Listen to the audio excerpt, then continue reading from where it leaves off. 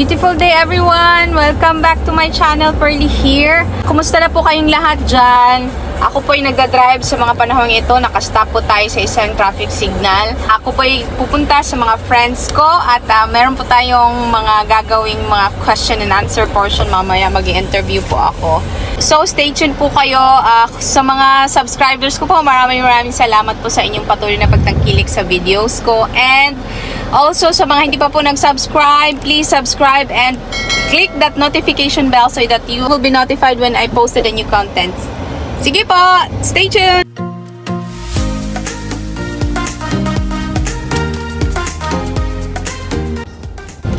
Okay guys, Friday kasi ngayon, so marami tayong makikitang mga nasa bahay lang. So interviewin natin sila, mag-house raid tayo sa kanila. Tsaka, ito yung mga questions na ating itatanong sa kanila. Number 1, what's the best thing you learned as an OFW? Number 2, what are the things you regret as an OFW? And lastly, number 3, why are you still working overseas? So, yung tatlo na yon ang itatanong natin sa kanila. Okay, guys? Tara! Guys, nandito tayo ngayon sa isang bahay ng aking isang bestie dito sa Qatar. So, diba? Mag-house raid lang tayo sandali bago tayo mag-interview. Ayan, pakita ko lang sa iyo ang kanyang bonggang bahay at ang kanyang pusa. Okay, nandito sila sa may kusina. At sila ay nagkakainan. Ang ganda ng kanilang dining area. Pero nandito sila sa kusina. Nagkainan. Hello everyone! Nandito na. Hello! Busy! O, diba? O, grabe. Nagluluto kami ng binignit. Busy! Binignit pa more! Because it's Friday, so Yeah. daming mga kaganapan sa buhay dito. Ay, ayun. Okay. May kain! Okay, dok. Okay, guys. Ngayon at naluto na ang aming binignit. Magmerienda muna tayo before tayo mag-interview. Hi! Binignit. Welcome to our house.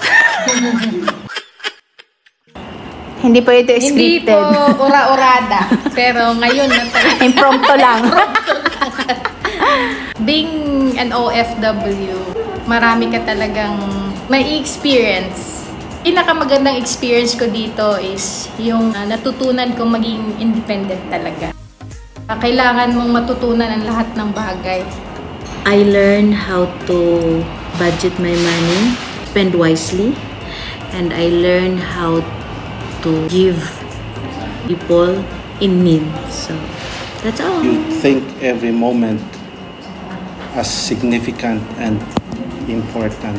Start to spend and save in preparation for your future. I learned to be resilient. Why? Because you need to be tough in order to thrive in outside countries or outside from Philippines. Wala akong regret. Kasi I consider it lahat ng mga experiences ko na part ng learning, growing, being an individual. Pinagsisihan ko as an OFW is spend time ko sa anak ko. 16 years na ako as an OFW and yung mga memories namin. So yun yung pinagsisihan ko. My greatest regret as an OFW is when I realized how much important it is to save, which I supposed to start when I became an OFW the first day. It's not yet too late. You can still start, which I'm already starting now. I regret some things, some like being with my mother, wasn't there, taking care of her the time when she was hospitalized.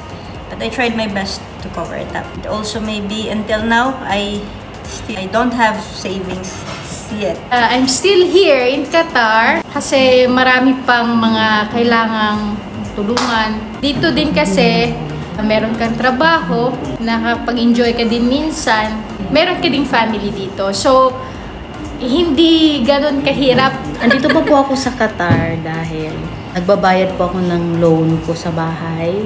And glory to God, tapos na po. And next na po is to add another more years kasi ang project ko po is gawa po ako ng home para sa mga matatanda. Kasi yun po yung dream ko para sa mga old people. My kids are still young. How I wish they grow now as responsible and independent children. So they are still under my hands to support and to care. I'm still in Qatar because I still want to ipon and I have many projects. I want to watch the FIFA. My boss still needs me and thank God I still have this kind of work that I could be able to save pa and to finish the projects I have in mind in Philippines and in here as well. Okay guys, punta naman tayo dun sa kabilang ibayo.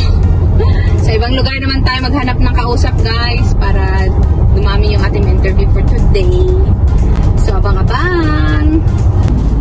Guys, nga pala guys, invite ko kayo this July 30, 2022, alas 12:30 dito sa Qatar at 5:30 naman dyan sa Pilipinas. So, Sabado yun guys. So, I'm inviting you all. Umattend kayo ng webinar namin for migration to Australia. Yun. Dito guys, malalaman nyo kung ano yung mga new requirements para makapag-migrate or makapag-study in Australia. So, hope you can join us guys. Sa July 30 na yun. Thank you! Okay, eto si Ate Jean. Question, or dugtungan mo yung sasabihin ko. Best na lesson ko na natutunan as an OFW ay... being patient. Kasi dati wala akong patient talaga. Hindi ganun kalaki ang pasensya ko. Pero nung nagsimula ako mag-OFW, until now, yung patient ko talagang miles away. No, from the beginning talaga. Hindi lang para sa mga bata, kundi syempre hindi iba-ibang klaseng amo ang ma-encounter mo. So, yun lang. Malalaki na yung mga anak ko, ang parang pinaka-regret ko kung na naging OFW, yung hindi ko sila napalaki, nakasama ako. Lalo na pagka sa mga anak mo, nalalaki, na kahit na anong yung memories nila sa school, hindi mo ma-experience yun hanggang sa video call ka na lang. Yun ang life ng OFW. Bakit andito pa rin ako? Siguro nga need pa rin. Need mo talaga na pag-aralin sila, na i-support mo yung buhay nila, na para lumaki sila na hindi salat sa lahat ng bagay yon. Siguro po ang best lesson na na-learn ko as an OFW is ako as a Christian, continuous pa rin yung pag-serve mo kay Lord. Kahit malayo man sa family, malayo sa Philippines, yung faith mo pa rin kay Lord is nag-grow ka pa rin. Isa sa pinagsisihan ko is mga moment na may mga sinayang akong time. Isa na doon yung siguro yung pag-ipon din siguro ng pera. Yung common naman siguro yan as OFW kasi siyempre yung sweldo mo minsan ini-enjoy mo. Pero kung tutuusin, kung nag-save siguro ako ng mas maaga, yung parang konti-konti lang na consistent, siguro mas may naipundar pa ako na mas malaki. Nandito pa ako sa Qatar dahil nag-enjoy pa ako. Siguro kasi bata pa ako and nandito din yung mapapangasawa ko. Best lesson that I learned as an OFW is really to stay true to yourself and yung core values mo na natutunan mo from your parents, how you were raised, and really it also boils down to your faith, to your core, because wherever you go, medyo ano kasi dito di ba, sa Qatar, medyo bakbakan ganun. But when you stay true to your core and yung faith mo kay Lord, then walang magiging problema. You will be at peace. May na-regret ba ako? Parang thankfully, wala pa naman. Glory to God. Because I know that, my life has already been planned by the Lord. From the beginning until the end. I believe nandito pa ako sa Qatar because, first of all, nandito yung family ko, like yung wife ko, and we're gonna have a baby soon. The Lord has really destined me to be here at this time, at this very moment. So, masaya pa kami dito sa Qatar. Glory to God. Guys, andito po tayo ngayon. Sumugod po tayo sa isang office para pa-interviewin natin ang isang kailong. Si Kabayan, Sir Mark. Okay? Wait lang muna. Best lesson? You learned as an OFW. Mahalin ng health. Laging bigyan ng reward ang sarili. Huwag magtipid sobra-sobra. Regret? Pabalik tayo doon sa question number 1. sobrang pagtitipid na apektuhan ng health.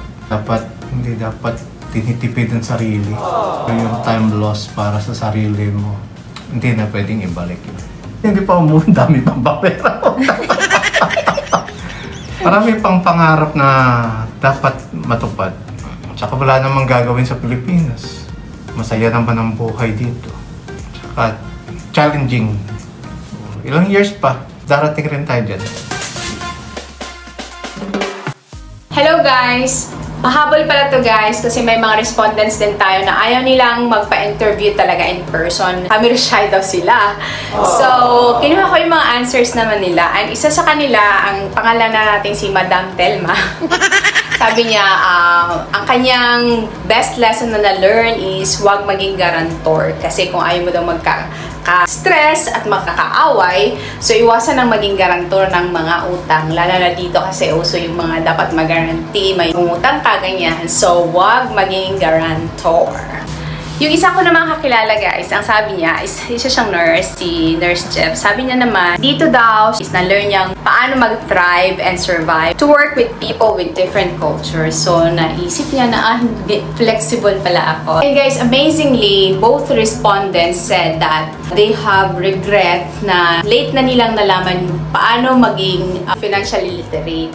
Later na part na ng pagiging OFW nila, na-realize nila, kailangan pala marunong ako mag-handle ng mga kapirahan, di ba? Mga nag-iisip o nagbabalak na mag-abroad, it's better na ngayon pa lang, habang hindi pa kayo nakaalis dyan sa Pilipinas, learn how to be financially literate, learn how to handle money, etc. It's not yet too late to learn how to manage your finances. Both of them guys have their family here, so wala pa silang balak na umuwi ng Pilipinas kasi na-enjoy pa nila yung mga blessing ni Lord dito. Si Nurse Jeff is still starting to have a family here. At yung isa naman, si Madam Telma, madam na madam talaga. Masasabi mong blessed na blessed ang family. So, glory to God at very good yung ating mga na-learn na lessons this week. So, ayun lang guys. I hope na natutunan kayo sa ating vlog. Please also share this video sa mga interested na matuto about OFW life here in Qatar. Before I say goodbye, I will leave you with these 3 verses. The Lord is my shepherd, I lack nothing. Those who hope in the Lord will renew their strength. I have come that they may have life and have it to the full. Okay guys, that's it for today. Always remember that our God is a very good God. He's always dependable and we can trust on Him. That's why life is beautiful. Thank you guys for watching. Sa uulitin, see you next week. Shout out kay Mama Dina Palye, kay Papa Nestor, kay Kuya Dennis, and Dave dyan sa Jensen. God bless po. See you! Sa mga family ko, sa mga friends ko, hello! Kita hits! Ay, sa mga taga Cebu and as an OFW, gusto ko po kayong i-encourage sa future para magkaroon kayo ng bahay, magkaroon kayo ng mga projects. So, let's go! Abangan nyo, punta tayo sa mga lugar na kung saan, kung ikot ko ay dito sa Qatar, sa mga activities na pwedeng gawin mo, FW, na mo mag-spend any dime.